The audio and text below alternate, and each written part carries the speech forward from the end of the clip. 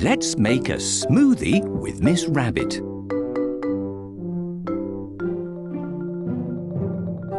Drag the ingredients from the list into the blender. You are a clever clogs.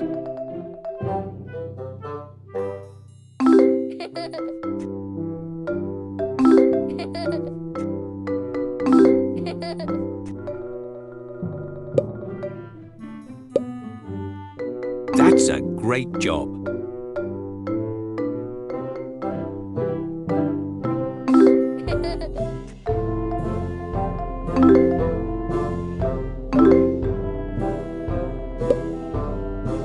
Well done.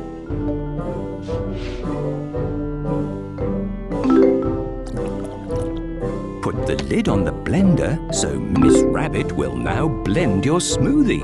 The blender is very loud!